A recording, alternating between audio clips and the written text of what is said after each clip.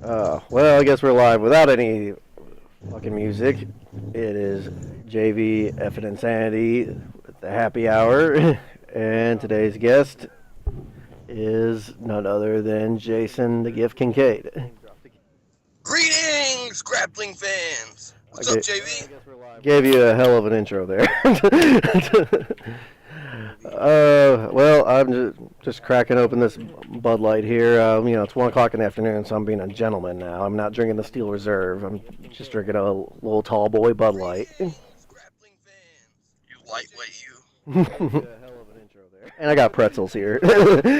Pretzels and Bud Light and Jason Kincaid. What else can you ask for?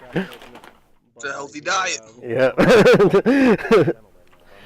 All right. I guess we'll just. Jason used to be on the original happy hour all the time. He was like a regular there, and I got pretzels here. This is a different kind of happy hour right now. We have a different format. I just actually talk to the person now instead of having like 7,000 people talking all at once. Jason used to be on the original happy I know hour I all like the the time. old He was like battle a royal style. Yeah, we had. Rap mix. It was a remix, but Jazzy was using the turntables. Oh, I guess we'll just get started here. I guess we'll start off with I don't know, like how did you get started in the business? I mean, I was pretty much around when you were, but these people that don't know, how did you get started? Well, I got into wrestling the way that you're supposed to get into wrestling. I bought a ticket. That's good. And then, after the show was over, I talked to Scotty McKeever and asked him about training, and I started the next week. So I started with Scotty McKeever, Mhm. which he always likes to tell the story because when I asked him about training, he told me to call him. And then me and my buddy, we called him on a three-way phone call, and we were asking him questions like how long's training going to take, and how much are we going to get paid and all that stuff. And he wasn't really giving us any answers. And we're like, well, we just want to start as soon as possible, and because we're really excited about getting into wrestling. And he's like, well, it's different for everybody. And we're like, well, we know how to fall already. I We like remember. telling that story because he said he was on the toilet when he was talking to us, and at that point, he filled the bowl. I remember hearing that story. Is anybody you grew up watching before made you want to be a wrestler? I liked wrestling from a really little age, but I wasn't like obsessed with wrestling the way I became in like my, I don't know, preteen to teenage years. Mm. I really liked Ricky Steamboat when I first started watching wrestling because he did the martial arts type stuff, and I was really into like Ninja Turtles and Kung Fu and all that stuff. Yeah. But the black and white Sting is what really hooked me in. That whole feud with the NWO, Mm. and then Raven later on would be the guy that like I dressed like Raven going to school. I was completely hooked at that point. That reminds me of the story you told me about watching Johnny Blast wrestle, and when he used to wear the Raven attire in Oak Hill for APW. Yeah. Uh, yeah, I was a diehard wrestling fan, a diehard Raven fan, and Johnny Blast. He was dressing like Raven at that point. I did not. I took exception to it. I did not care. The guy mimicking my favorite wrestler. And so the entire time Johnny's wrestling, we're heckling him. What about Raven? What about Raven? And his big response, he had built up to this point too. This was like 25 to 30 what about Ravens in. He finally turns to us and goes, what about him? If it hadn't been during the show, there would have been a motherfucker at the end. But yeah, Very like family friendly these days. I mean, wrestling was like really different then too. Because I remember you and I have talked about it before. How like just just little things too. Like you said one time, you paid what was it, like $10 just to get your picture taken with a Doink. Not just because you desperately wanted a picture with Doink, but just because you wanted to be inside of a wrestling ring. Yeah, I mean that was a big deal to me. I remember one of the referees yelling at me because I slid in the ring like the Hardy Boys, up steps and wiping off my feet. But that's all I cared about. I didn't care about getting a picture taken with a fake doink or with a midget. I just wanted to be in the wrestling ring. Mhm. And I remember my first day of training, that was the coolest part about it to me. It was just like the awe of being inside the squared circle. Yeah. Who did you have your first match with? One of my other trainers, TJ Phillips. Mhm. So it was pretty easy on me as far as first matches go because I was very comfortable in the ring with TJ. And I knew that, he might he might test me in the ring, but he's not going to completely beat me up or try to injure me. So it kind of put my nerves at ease. And it just helps to have a guy that helped train you to be in the ring with you because they know everything that you can do as well. Yeah. Like of course shortly after that, I mean, you actually started traveling a lot, especially, at a young age and as young as you were in the business. I mean, I know people that, they just start out and they're just comfortable wrestling, in their area, in their hometown. Like they're comfortable wrestling in Huntington, West Virginia for like once every 3 months or something like that. You started actually hitting the road. I mean, when did it actually transpire? I mean, when was your first like big road trip? Uh, I'm pretty sure my first road trip was traveling with the Cuban Assassin to go to a couple of events in Ohio. Hmm. I think maybe trying to think of the towns. One was Zanesville, Ohio. Maybe the other one was Chillicothe or something. Hmm. Uh,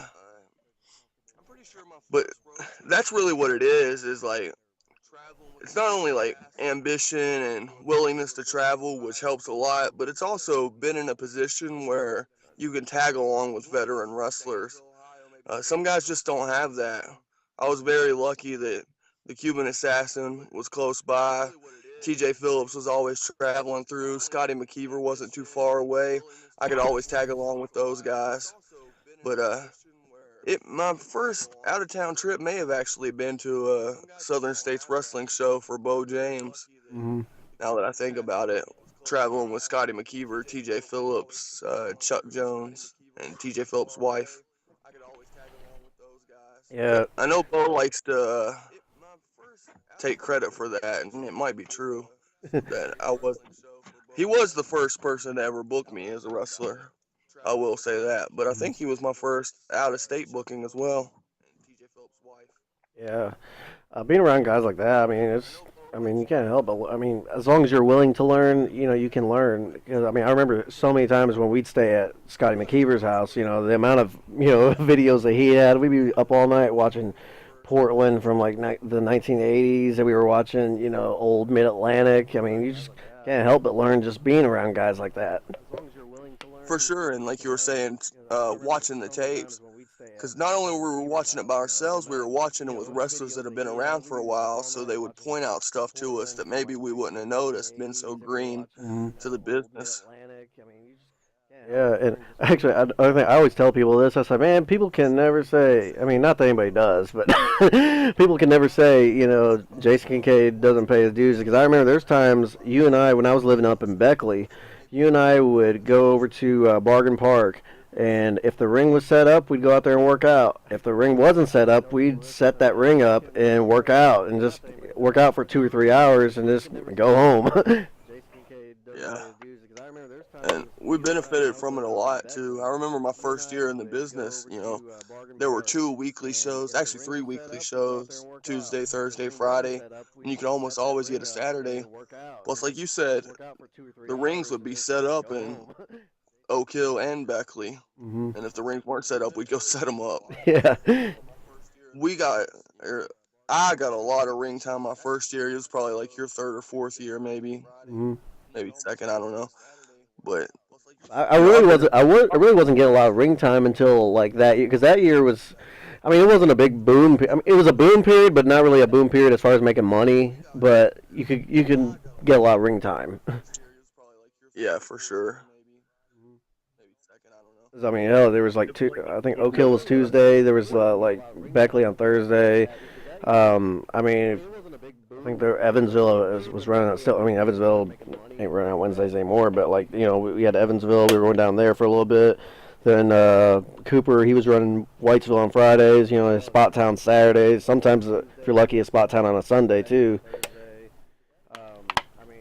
Especially once you get into summer too, because Jim Hawkins was running all the time in those fair shows, Hmm. and you could get a show in the afternoon on a Saturday and on the evening on Saturday too, doing the double shots.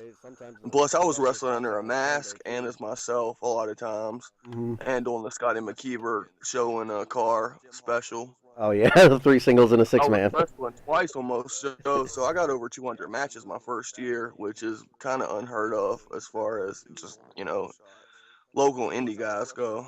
Yeah. And those of you that don't know the Scotty McKeever show in a car special, it's you get six guys, eight tops, but usually six guys. You cram them all into a car, van, whatever you got. You drive to a show, and you have three singles. Come back in a six man. That's the entire show. Yep. Oh, I see that formula still still not being worked out too good, but it's still being done today. Right. Usually as a last minute thing when guys cancel. Yeah. Not planned out the way Scotty did it. Scotty was an innovator. Scotty just did it. Yeah, I mean, nowadays people just like, okay, this guy canceled, this guy canceled. Okay, we got like three babies and three heels. Okay, let's go ahead and do this three singles and a six man. I remember actually a couple weeks ago it was at Cooper's.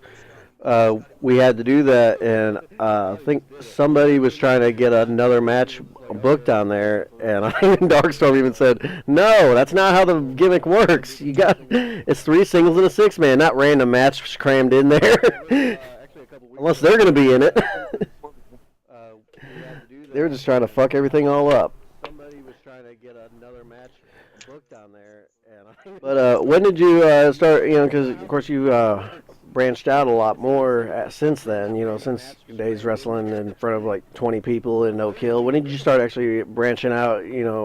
More and hitting other major promotions and shit. Well, like we talked about earlier, I was lucky to get to travel a lot early on.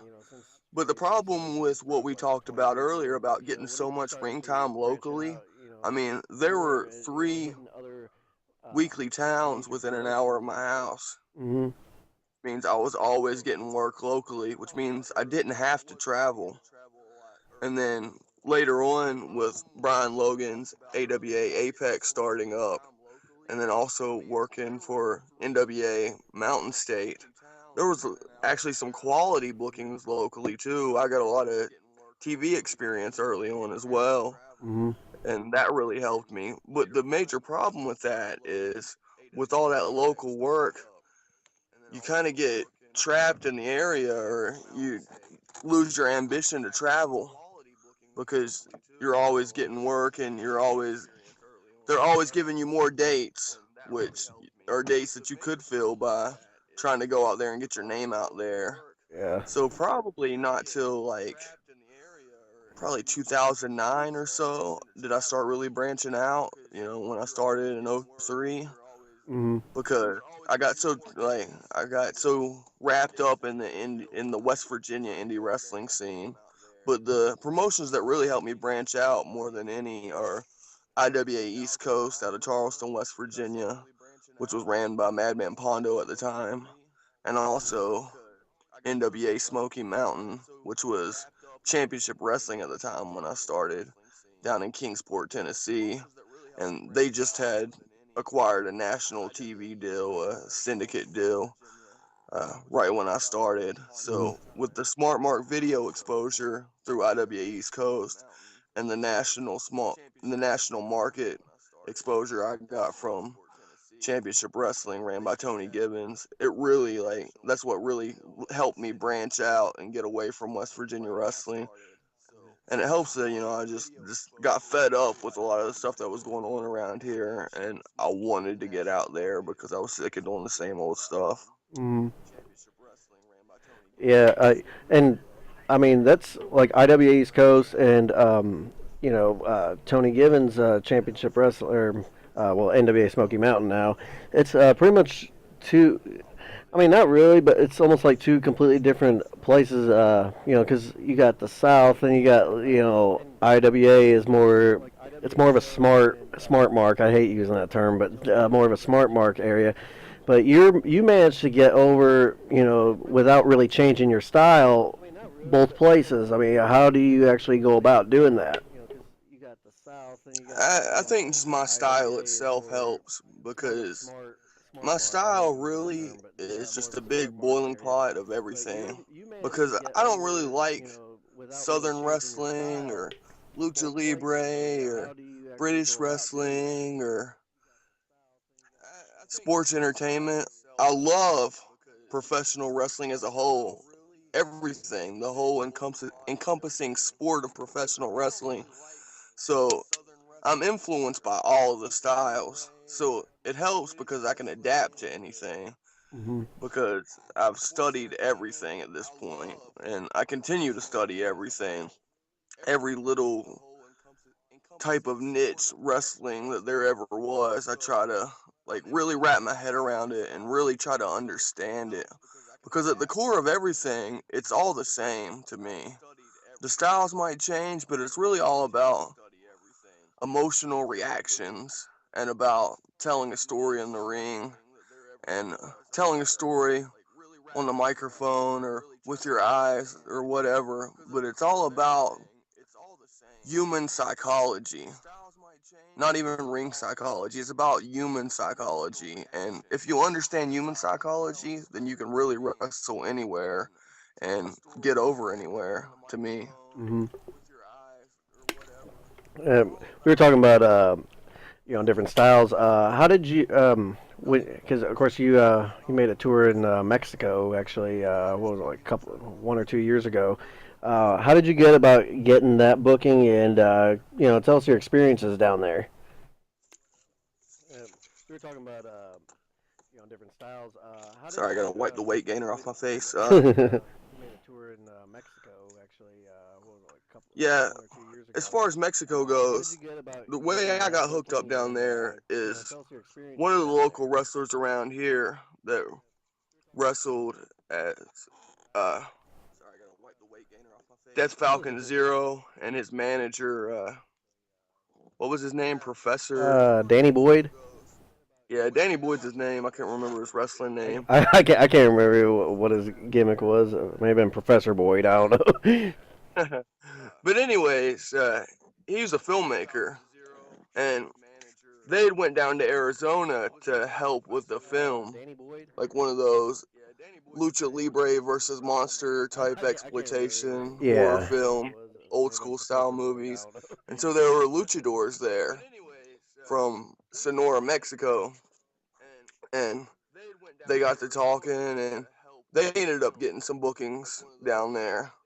And so after they went down there and came back, and I had talked to them a little bit, uh, about a year or so later, they were going back down, or Death Falcon Zero was going back down, and he extended the invite to me. So I ended up riding, like, we actually took a car down there and ended up riding over 24 hours in the car with Jugulator, Shane Storm, and Death Falcon Zero, which was one of the coolest experiences of my life.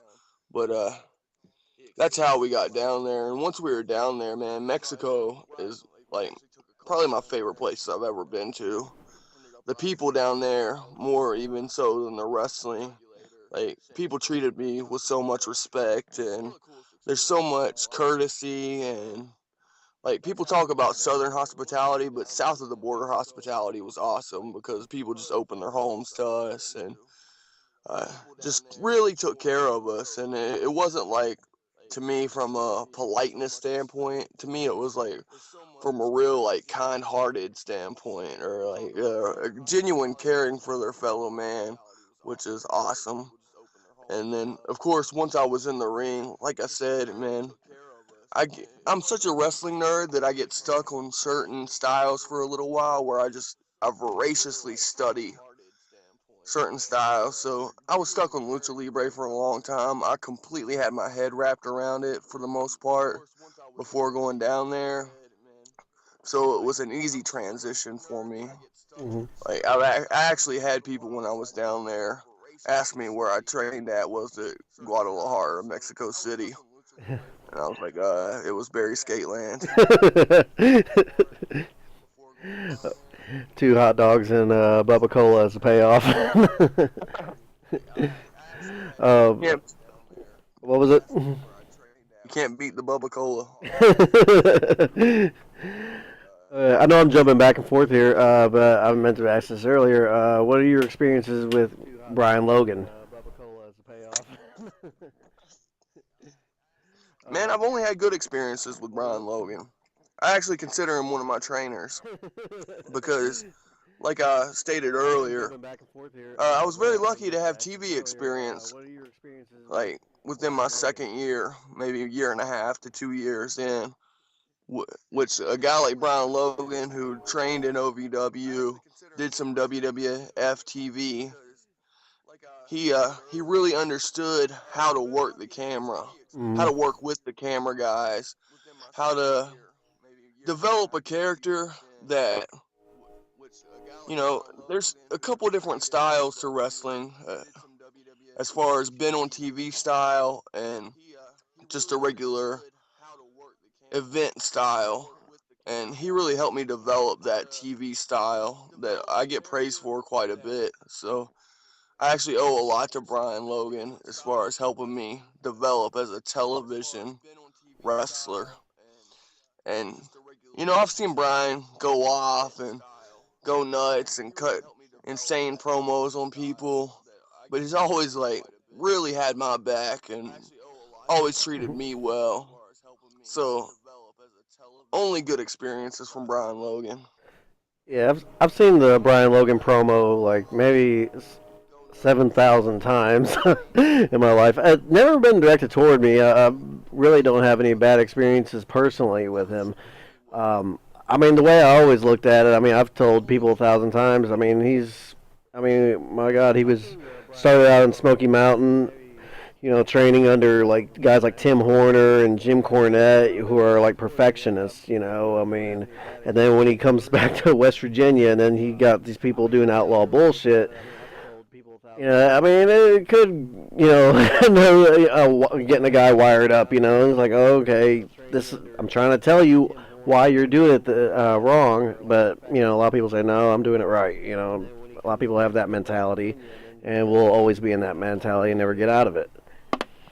Yeah, I think he borrows a lot from Jim Cornette too, the way Jim Cornette handles a locker room. Mm-hmm. But the problem is I think Cornette maybe has a little bit more of a break on his uh, flip outs than Brian does, because once Brian crosses a certain point, he maybe keeps going way farther than he should, Yeah. which is always entertaining to me. Oh yeah. They make for great stories.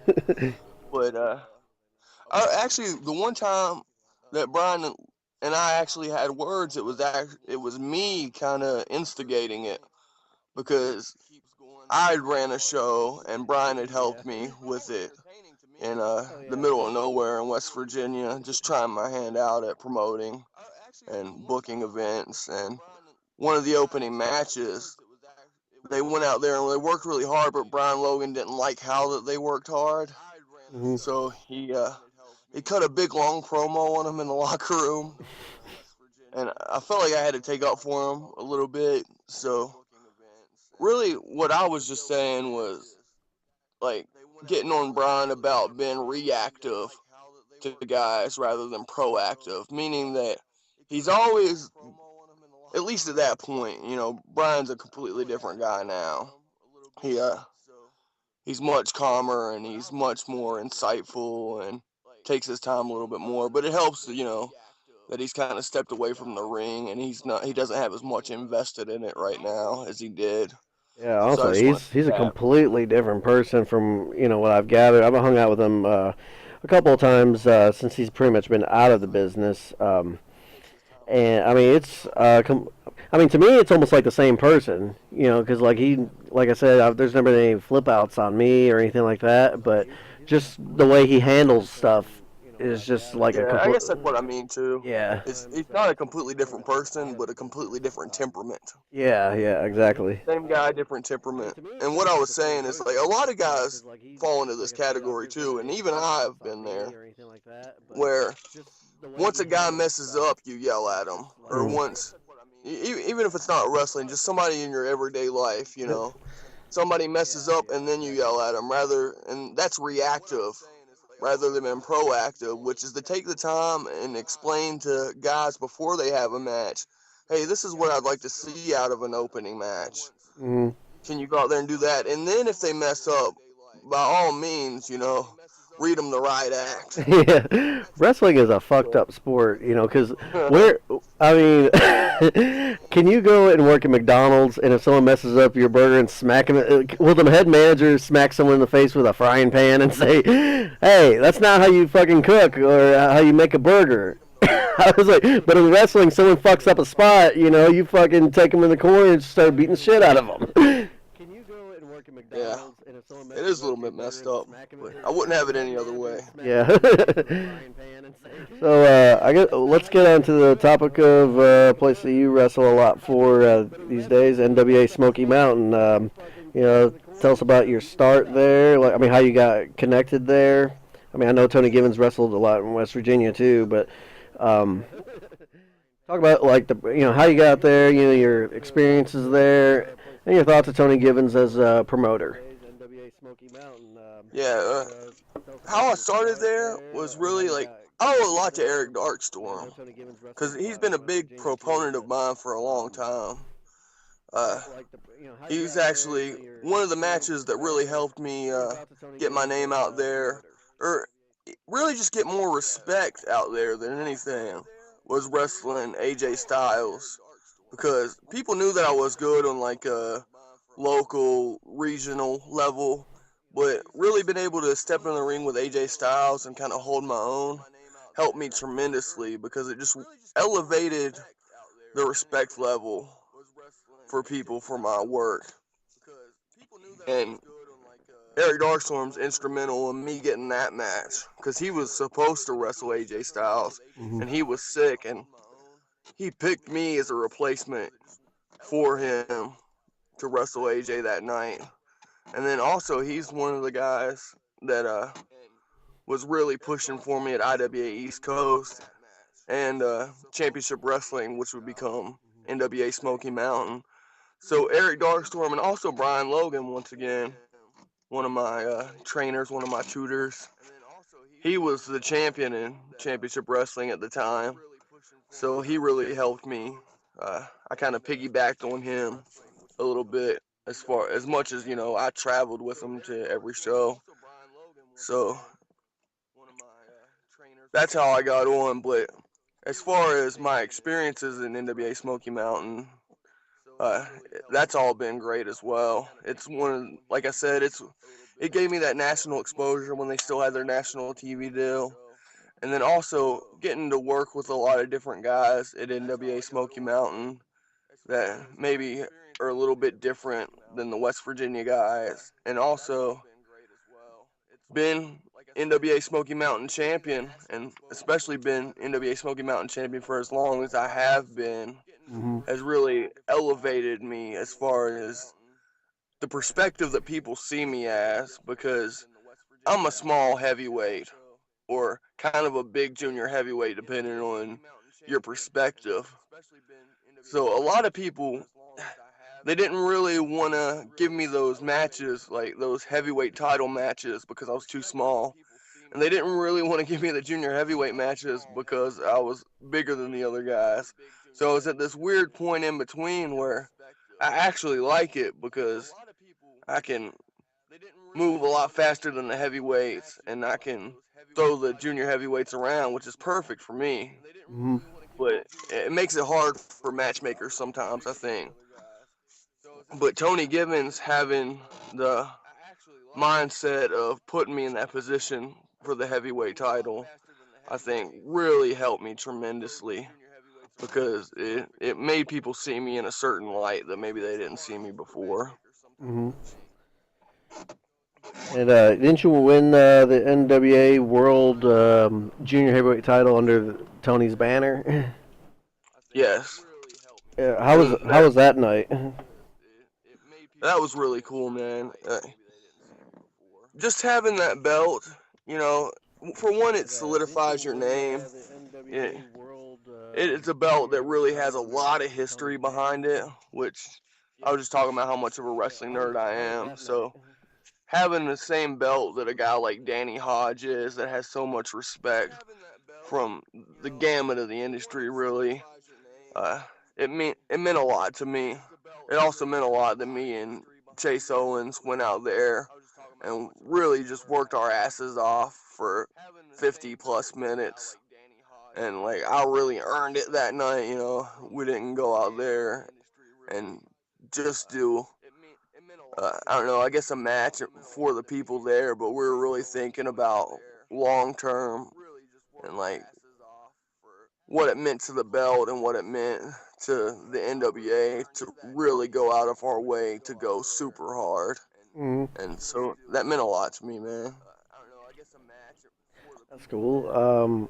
What about your experiences at TNA? I know you did a TNA live event for them. I think it was like a year ago now, but over in what was it? Was it Johnson City or was it?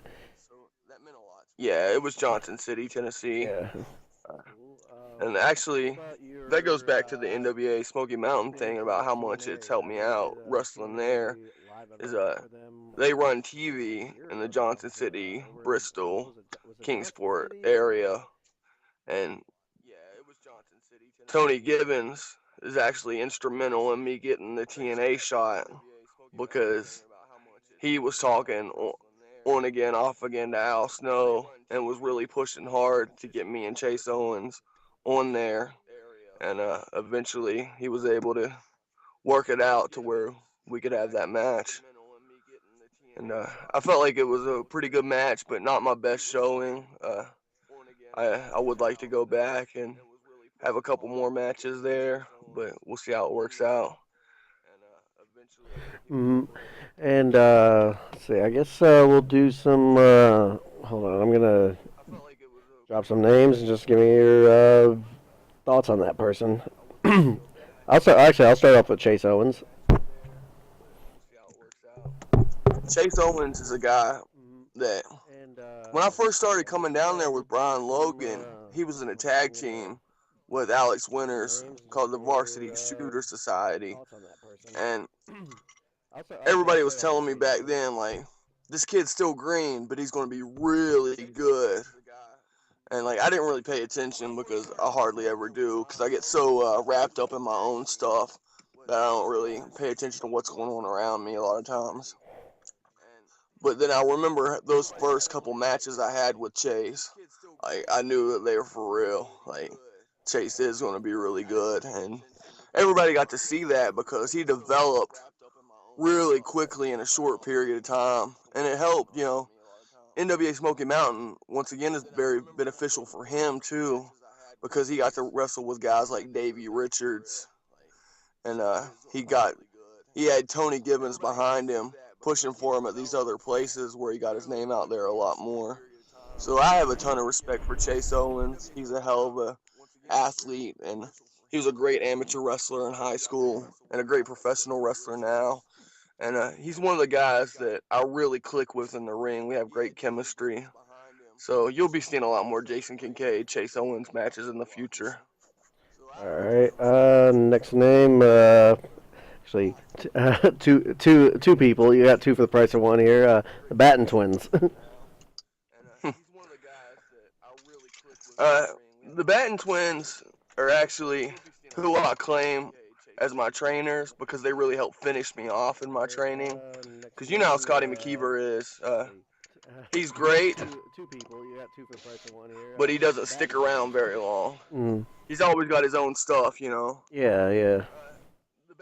So he'll be around for a little while, but then he's going to take off on the road and be wrestling full time again. So I started with Scotty, and TJ really helped me with like mat wrestling and technical aspects of wrestling. Scotty helped me with storytelling, with psychology, stuff like that. But the Batten twins really helped me put it all together, working with them every week. And also, those guys are just classic, man, because they're big time ribbers. Like, I remember them teaching me and Dan Richards a headlock wrong on purpose.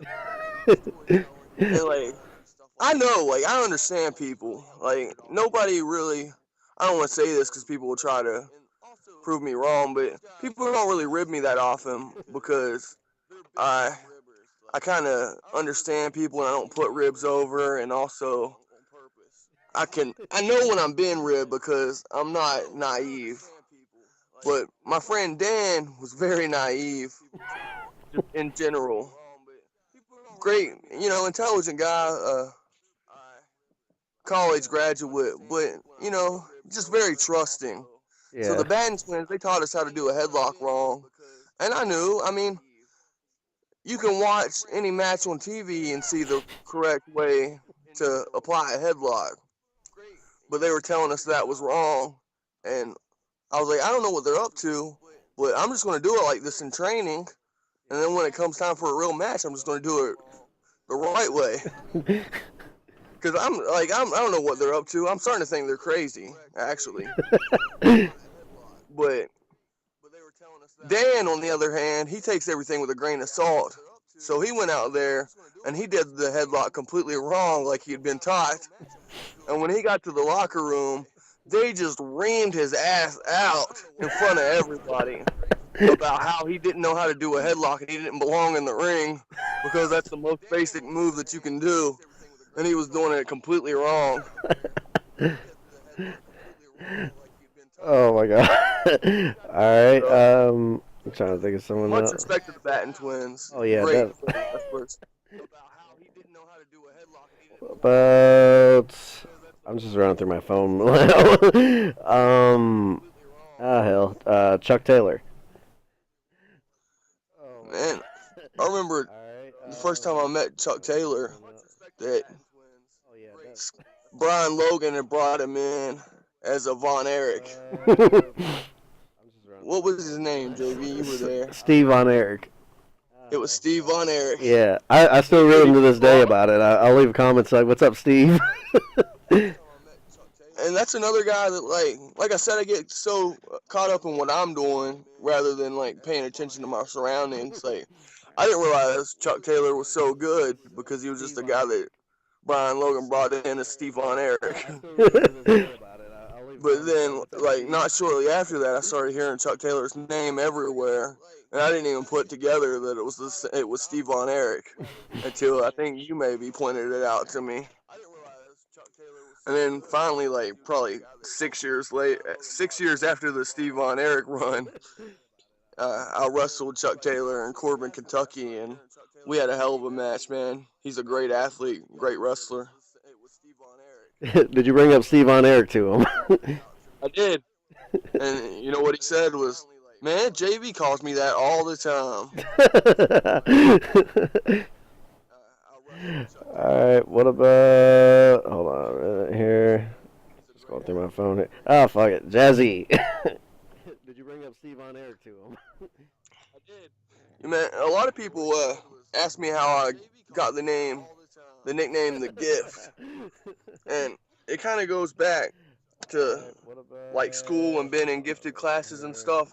But the reason why I use it as a wrestling moniker is because of the Cuban Assassin talking about me having the gift in a car with Jazzy and Smoke, another local wrestler around here for those of you who aren't familiar. And Cuban was saying, he's the gift, he has the gift, and Jazzy was like, nah, he is the gift, And then the next time I saw Jazzy, he was like, ah! It's a gift! It's a gift! Ah! I'm like, calm down. What are you talking about? Chill. Great dude, man. Like, one of my favorite people to be around. Like, somebody who can have me laughing the entire time that I'm around him.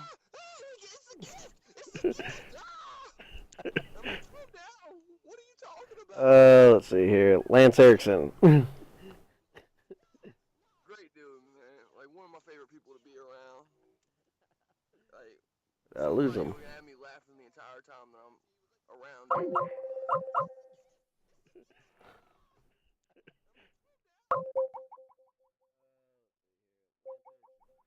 And we are having difficulty here.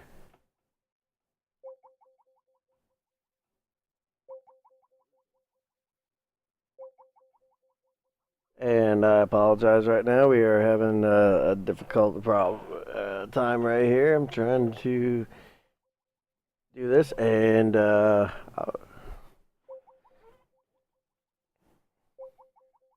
will be right back here. Wait a minute. I think we may have him back. I don't know. Do we have you back? Yeah, man, I don't know what happened. Oh man, I was freaking out. I was my production team is downstairs right now. I was like, oh shit, I gotta figure out Skype really quick. Someone give me a manual. So that's what happens when your production team fucks off like that. I know. I was like, my production team is downstairs talking to. I think he's talking to Ryan Reed right now. Of all things, I mean, we got the gift here. Ryan Reed's still a thing. Ryan Reed's barely a thing. I barely remember Ryan Reed. That's how much of a thing he isn't. Ryan Reed's the next topic right now.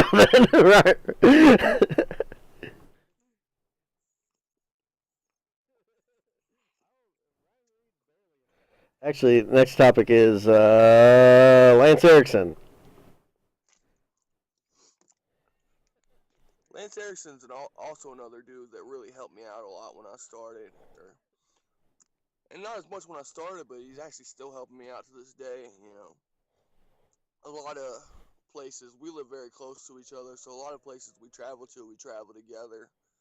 And he's a really good dude that really will go out of his way to give you the shirt off of his back. I remember when I first started working out in Barry Skateland and Oak Hill, him and Wayland Payne, Kid Apollo, another local wrestler, for those of you who don't know, they used to get in there and they used to chain wrestle really hard. And TJ Phillips chain wrestled with me a lot, but Scotty McKeever, you know, that wasn't his forte. So, both Waylon and Lance Erickson helped me out a lot with my chain wrestling stuff. That's cool. What about? I am trying to. Oh, we can't go without this guy's name, Ricky Morton. Ricky Morton's one of my favorite people in the entire world. From his jokes I've heard 100 times, which are still funny because of his delivery, to, of course, he's one of the best in-ring wrestlers of all time. I mean, everybody talks about how good Ricky Morton is at certain aspects of wrestling. And he's a guy that will always go out of his way to give you some advice, or to just, if he's the type of guy that, like, if he sees me just over there thinking or something, he'll come over and be like, ha! Damn, boy! What's wrong? You getting unbooked or something? Nah, man, I'm just thinking about my match. Like, just go out there and wrestle. You ain't got to think. You're working against yourself. And, Ricky Morton also, like, his son, Kerry James Morton, is going to be a big deal someday. All the wrestlers know what I'm talking about. Like, they've seen Kerry James around the locker rooms. But for you wrestling fans that don't know, Ricky Morton's son travels with him to all these events, and he works out a lot with me and Chase Owens and a few of the other guys, and he just has like a voracious will to learn wrestling, and being that he's his father's son, he picks it up really easily. He's Mm. a very respectful kid. So not only Ricky, who's treated me like $1,000,000 since the first day I met him, but also the fact that I'm become such good friends with his son and kind of looked over him. I consider Ricky Morton family at this point, really. All right. And what about Sigmund? Sigmund. Yeah. When I first met Sigmund, I hated him. Cause like Sigmund's a good dude, but he's kind of standoffish at first. So a lot of people don't like him when they first meet him, and I was one of those people. Especially like the first time that I was going to wrestle Sigmund, me and him had words before we wrestled, but then we went out and wrestled, and he's so good in the ring, man.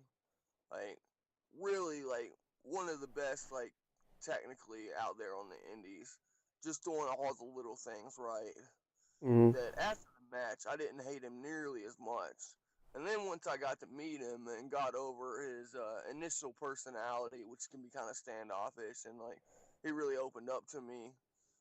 He's one of my what I consider one of my good friends in wrestling.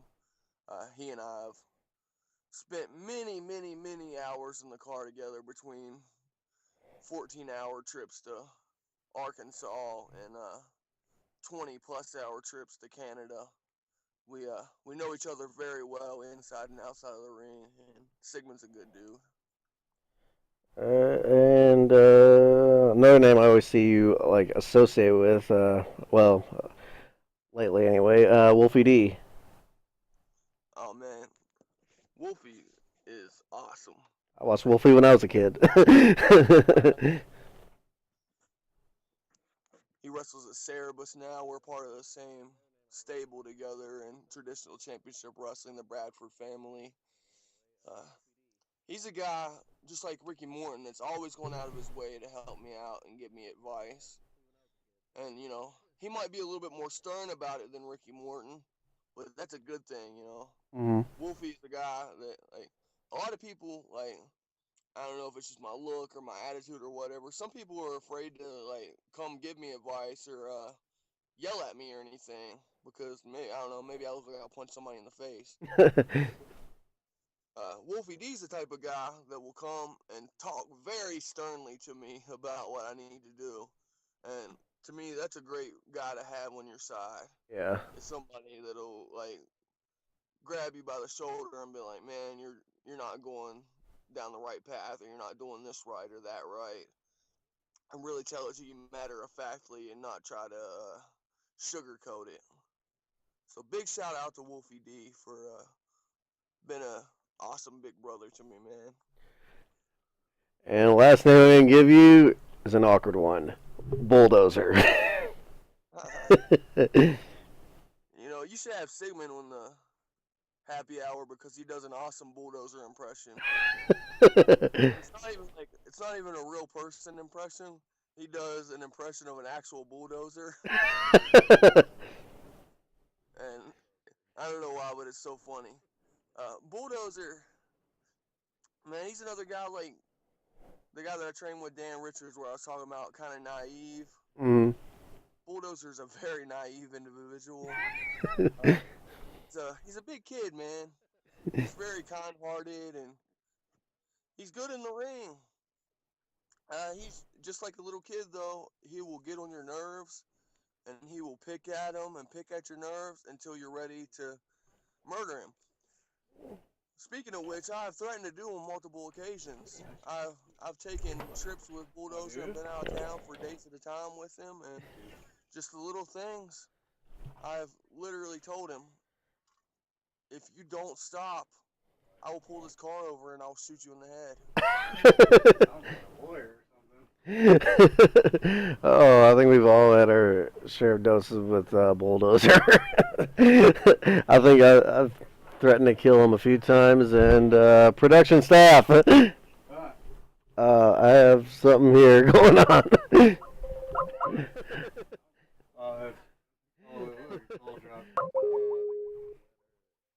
I'm getting ready to wrap it up anyway. Technical difficulty. I was saying we've all had our share of doses with Dozer. But I do love Bulldozer, man. I Like I do, said, I do deep too. down, he's a good guy. He'll just wear on you. Yeah.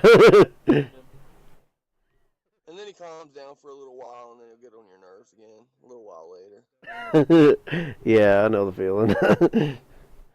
Oh, but do you have any shows coming up that you want to give a plug to, or?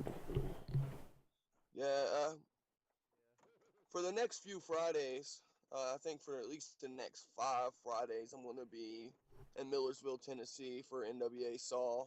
Mm. Other than that, March 29th, I've got NWA Smoky Mountain. I'm going to be putting the NWA Smoky Mountain title on the line against a fan favorite down there, a guy that's uber popular in that region, Vince Brent. I got a couple of events lined up in Louisiana. I don't know the exact dates off the top of my head. But really, you can just check out my Facebook, facebook.com/JasonTheGift, or facebook.com/JasonTheGiftKincaid, and I'll have all my dates up there. And you can follow me on Twitter @JasonTheGift, or @GiftKincaid. Sorry. Yeah.